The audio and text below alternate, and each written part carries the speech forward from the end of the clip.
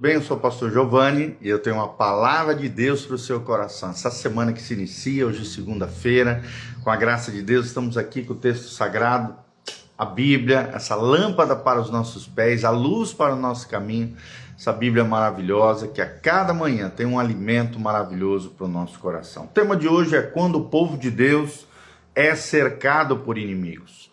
Quando os inimigos se levantam contra nós, o que fazer? Como reagir?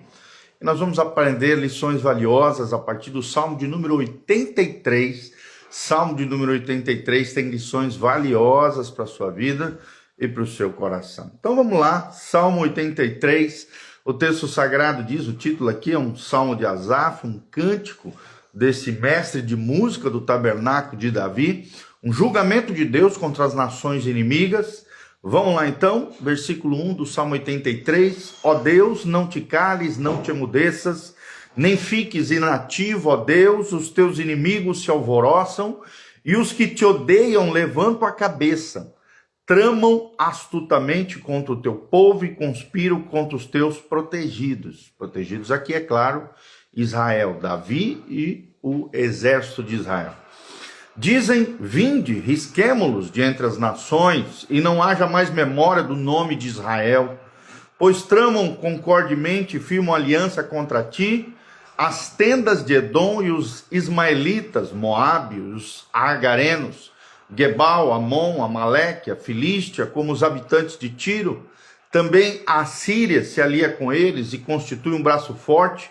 Aos filhos de Ló, faze-lhes como fizeste a Midian, como a Cícera, como a Jabim, na ribeira de Quizon, os quais pereceram em Endor e tornaram-se adubo para a terra. Sejam os seus nobres como Oreb e como Zebe, e os seus príncipes como Zeba e como Zalmuna, que disseram, apoderemo-nos das habitações de Deus.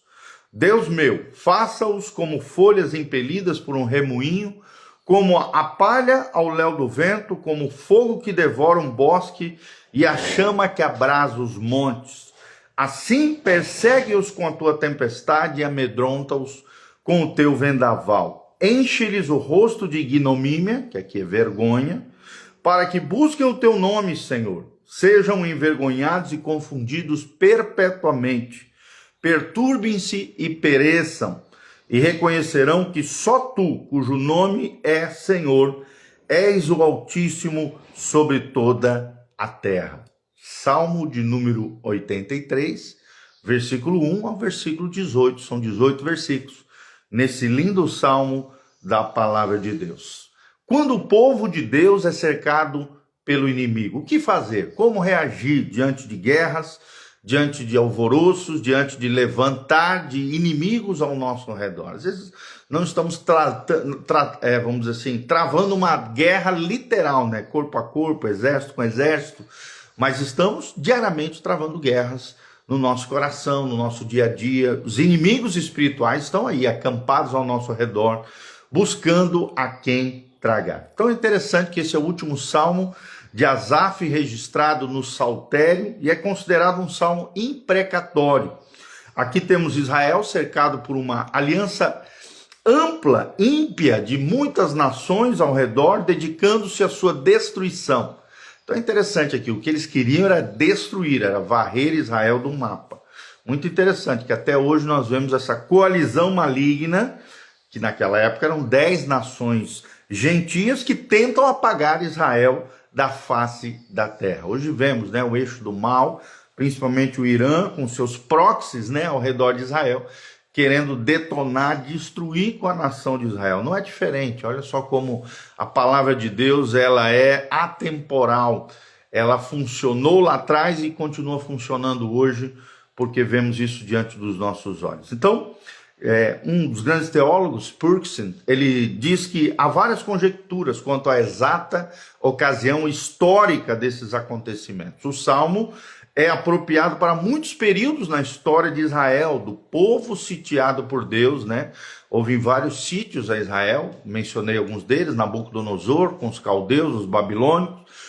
Teve também o general Tito, no ano 70, com a destruição de Jerusalém, e vários outros dentro da história de Israel, inimigos mencionados aqui no Salmo parece indicar aqui um ataque contra Judá durante o reino aqui, provavelmente de Josafá, relatado lá em 2 Crônicas 20, de 1 a 22. Edomitas, Moabitas, Amonitas se unem para destruir Judá, 2 Crônicas 20, 11.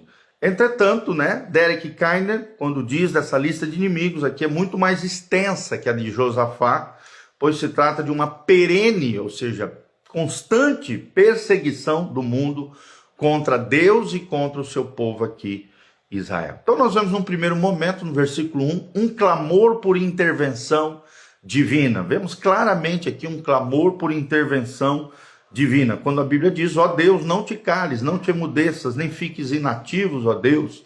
Vemos aqui o salmista faz 2 pedidos a Deus em seu clamor, em sua oração. Ele pede para que Deus não se cale, não emudeça, e para que Deus não fique inativo, passivo diante dessa situação. E é claro que Deus jamais faria isso. Mas esse é o clamor, essa é a oração do salmista diante da palavra de Deus. Em outras palavras, aqui o salmista espera que Deus abra a sua boca, estenda as suas mãos, pois o silêncio de Deus é mais perturbador do que o ruído dos seus inimigos. O braço encolhido de Deus pode ser mais ameaçador do que toda ação dos inimigos confederados, inimigos ímpios ao seu redor. Quando o Senhor está em silêncio, nós devemos clamar a Ele com todas as forças da nossa alma. Segundo lugar, segundo ponto, uma coalizão contra o povo de Deus.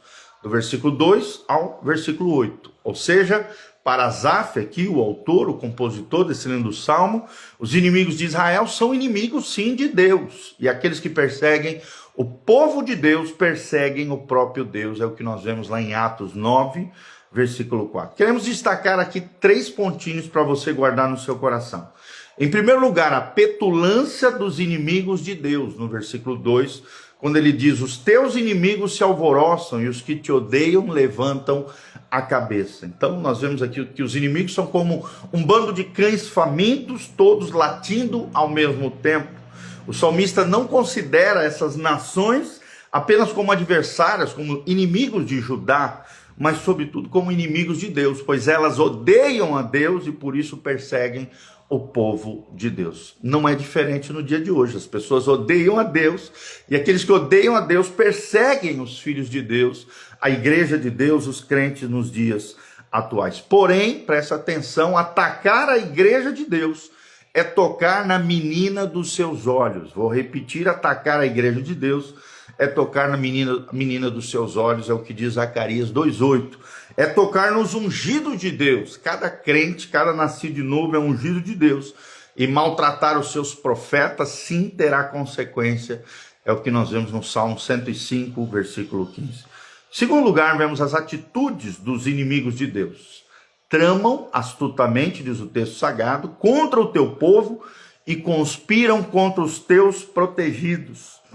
Então, vemos essa artimanha, essa astúcia aqui dos inimigos de Deus quando tramam um ataque contra os filhos de Deus. O propósito dessas nações adversárias era riscar Judá do mapa, varrer Israel da história, varrer a história do povo de Deus. É interessante que o mundo sempre odiou e odiará o povo de Deus, a igreja do Senhor.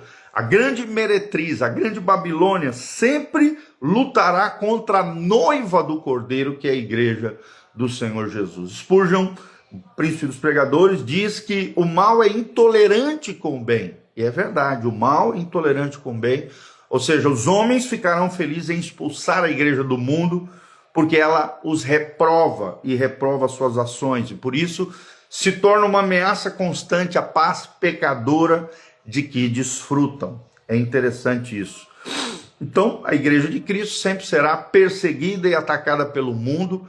Nós vemos isso em João 15:18, João 19 também, 15:19, João 17:14. A grande Babilônia está em oposição constante contra a Jerusalém espiritual de Deus. A grande meretriz, esse sistema religioso mundial contrário a Deus e iníquo, está em oposição permanente contra a noiva do Cordeiro, assim como Asaf usou a arma de oração para enfrentar os inimigos.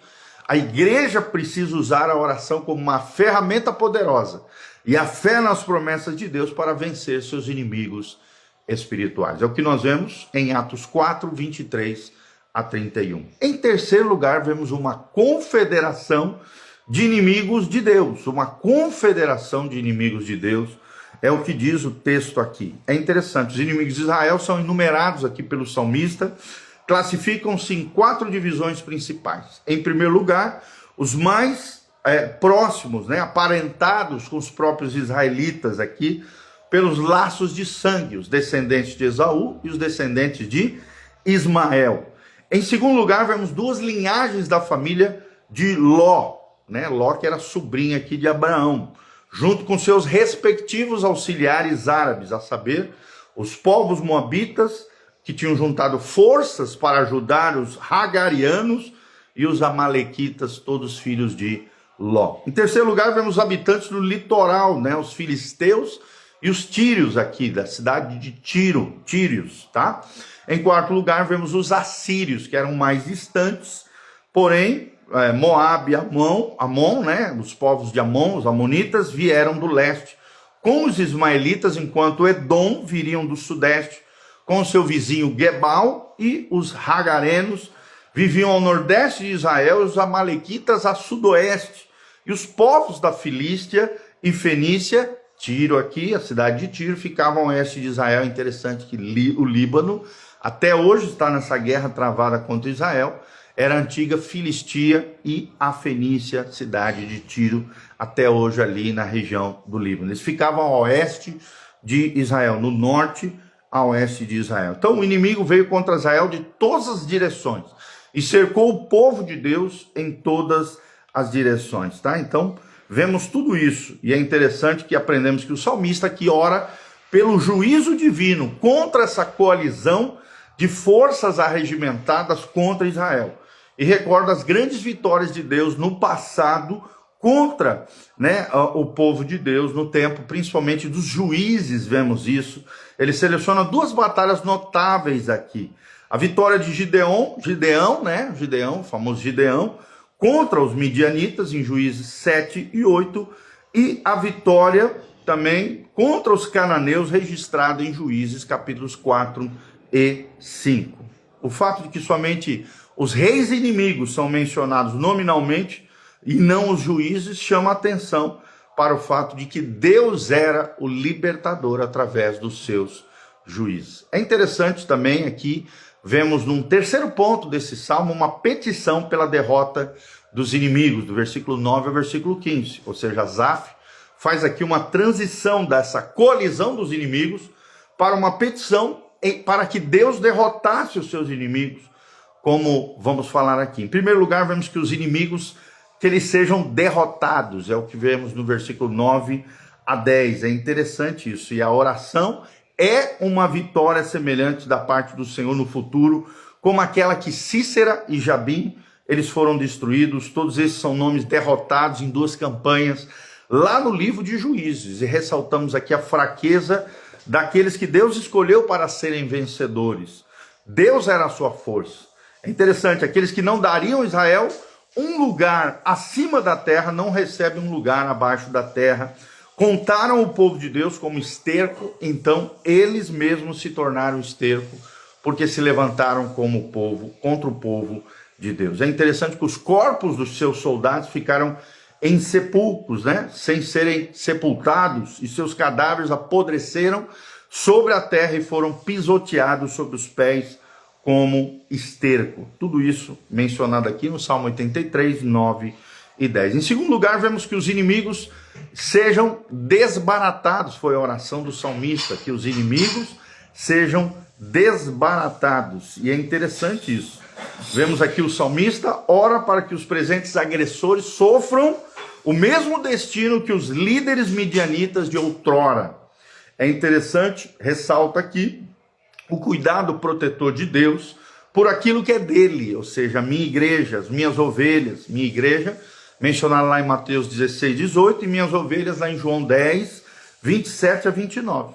Num terceiro momento, vemos que o clamor do salmista, no Salmo 83, foi que os inimigos sejam dispersos. Que os inimigos sejam dispersos. Vemos aqui o salmista pedindo a Deus para arrancar os inimigos, expulsá-los e dispersá-los como folhas impelidas pelo vendaval. Em quarto lugar, vemos que os inimigos sejam destruídos no versículo 14. O salmista aqui já pede para Deus impor o seu juízo sobre os inimigos com a mesma intensidade de uma floresta em chamas. E num quinto momento, vemos que o clamor no versículo 15 é que os inimigos sejam amedrontados no versículo 15. Assim como uma tempestade era uma demonstração visível do julgamento, da disciplina de Deus na antiguidade, o salmista aqui roga a Deus para perseguir os inimigos com a força de uma tempestade devastadora. E ao final, o último ponto que eu quero trazer para vocês, uma súplica pelo reconhecimento da supremacia divina. Vemos isso do versículo 16 a 18 do Salmo de número 83. Aqui Asaf clama ao Todo-Poderoso para que os inimigos sejam envergonhados ao ponto de admitir que é insensatez lutar contra Deus e prevalecer. Vou repetir, lutar contra Deus e achar que você vai prevalecer se levantando contra o povo de Deus é uma ignorância total e ridícula. Destacamos aqui 2 pontos importantes para você que está nos ouvindo. Em primeiro lugar, que os inimigos sejam envergonhados e busquem o nome do Senhor. Até os inimigos de Deus podem buscar o nome do Senhor. É o que nós vemos claramente no versículo 16 a 17. O salmista ora aqui não apenas pela libertação dele mesmo e do seu povo e a vitória de Israel, mas sobretudo que o nome do Senhor seja exaltado e que todos busquem o seu nome. É interessante que Calvino, ao descrever esse trecho, ele diz o seguinte: o que aqui está implícito nada mais é do que uma submissão forçada e servil como aquela de Faraó, rei do Egito. É um caso de ocorrência frequente que os ímpios, quando subjugados pela adversidade, dão glória a Deus por um breve período, mas logo depois voltam à sua frenética loucura e demência, o que claramente desmascara a sua hipocrisia e traz à luz a sua soberba e rebelião que ocultam em seus corações. O que o profeta deseja é que os ímpios sejam compelidos por meio de açoites divinos e reconheçam a Deus espontaneamente ou não, a fim de que a sua fúria, a qual se avoluma por escapar impunemente, pelo menos sejam mantidas sob restrição. Isso é mais claramente evidente à luz do versículo 17, no qual, distintamente, aqui o salmista ora para que sejam destruídos para sempre, o que de modo algum ocorreria diante da sua declaração prévia aqui no versículo 16. Então, caso fosse ela considerada uma oração para serem conduzidos ao arrependimento, o salmista não mencionaria o versículo 17, tá? Em segundo lugar, vemos no versículo 18, que é o fechamento desse salmo, ele ora a Deus pedindo que os inimigos reconheçam que só o Senhor é Deus em toda a terra. Vou repetir, que os inimigos reconheçam que só o Senhor é Deus sobre toda a terra, no versículo 18, né? E é tremendo como termina aqui.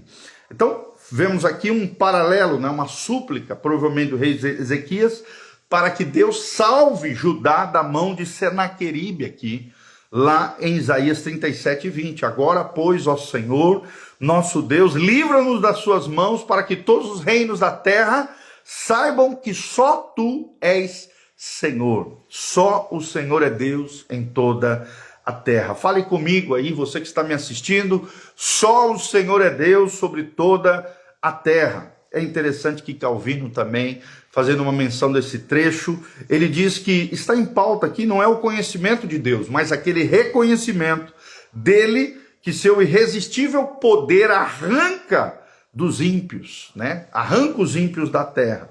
Não se diz simplesmente que saberão que existe Deus, mas está em pauta aqui certo tipo de conhecimento, o qual sugere que os pagãos que antes desprezavam a verdadeira religião, por fim percebam que o Deus que fez conhecido na lei mosaica aqui e foi adorado pela Judéia é o único Deus verdadeiro, o Deus e Pai de nosso Senhor Jesus Cristo, o Deus de Israel, o Deus de Abraão, Isaque e Jacó. Entretanto, ainda se deve ter em mente que o conhecimento em pauta aqui é meramente aquele de um caráter evanescente, sem qualquer raiz ou seiva viva para nutri-lo, pois os ímpios não se submeterão a Deus de bom grado e cordialmente, porém são atraídos por compulsão a render-lhe uma obediência fingida, ou sendo por ele refreados, não ousam irromper-se em fraco ultraje. Esse, pois, é um reconhecimento experimental de Deus, o qual prostra não o coração, mas é arrancado deles pela força e necessidade. E assim terminam os salmos de Asaf, o Salmo 50, o Salmo 73 a 83. São salmos de Asaf mencionados aqui, através da palavra de Deus. Então, quais são os pontos que nós vimos do Salmo 83? Vamos só repetir para vocês os pontos enfáticos aqui. Em primeiro lugar, um clamor pela intervenção divina, no primeiro versículo. Em segundo lugar, uma coalizão contra o povo de Deus, do versículo 2 ao versículo 8.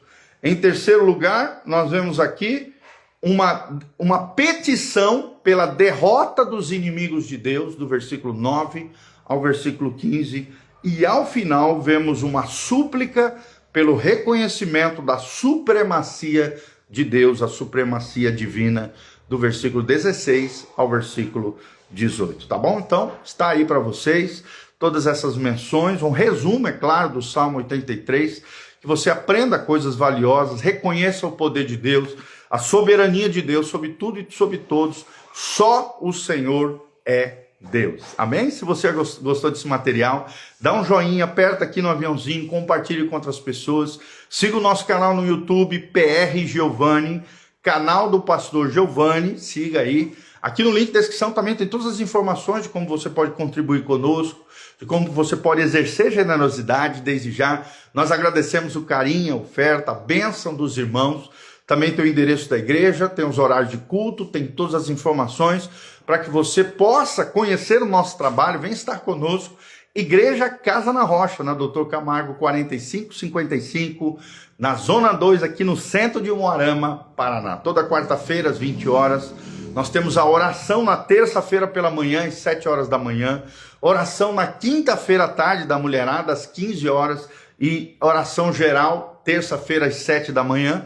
E no domingo, 2 cultos, às 9 horas da manhã, Escola Bíblica Dominical, e às 19 horas, o culto da família. Vem estar conosco, tenho certeza que você será tremendamente abençoado. Uma igreja bíblica, uma igreja cristocêntrica, uma igreja relacional, uma igreja em células, em grupos pequenos, onde vamos crescendo, amadurecendo, nos desenvolvendo no Senhor. Desde já quero mandar um abraço para você. Deus os abençoe, a Giovana, o Ednilson Batista, a Ana Andreucci, o Rodrigo Gaza, a Gisele Aline dos Santos, a Nayane Furlan, a Aline Tapia, o Manolo Oficial, a Edna Enxovais, a Ana Paula Rossi, a Neuza Franchini, o Altemir Schmidt, a Thalita Lima. Que Deus os abençoe, queridos. Que a graça e a paz de Deus esteja sobre todos nós, em nome de Jesus. Quero terminar orando pela sua vida. Que o Senhor te abençoe desde Sião, que o Senhor faça resplandecer o seu rosto sobre ti, que o Senhor te encha com a sua paz, a paz que excede todo entendimento. Guarde os vossos corações em Cristo Jesus.